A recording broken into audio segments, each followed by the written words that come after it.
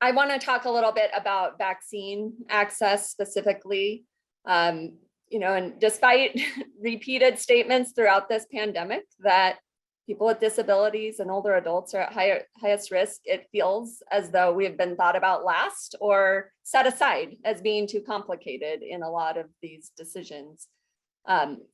Since before the vaccines were approved, we've been asking for specific consideration for all the unique needs and situations of people with disabilities of all ages and in all living situations. And some improvements have been made, but many of these issues continue to resurface every time decisions are being made about another dose or booster.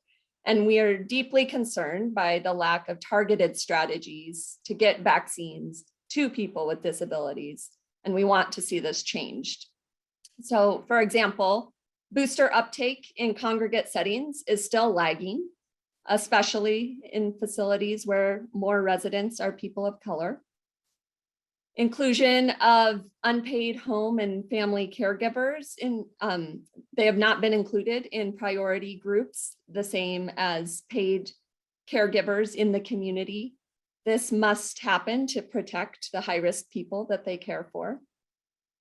And to ensure protection of kids with complex medical needs and disabilities and enable their inclusion in school and our communities, we need a far more robust pediatric vaccination response. Currently it's around 20% of eligible kids that are vaccinated. And there remain many open questions with respect to vaccine doses and boosters, specifically for people with disabilities.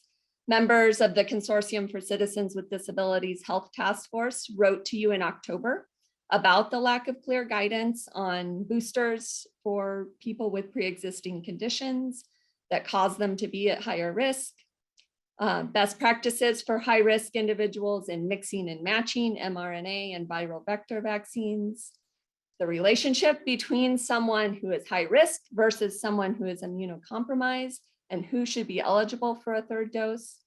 And also for immunocompromised people, many may remain unaware of their eligibility for a third dose and a booster, or which comes first and how to get those. The messaging has been very confusing.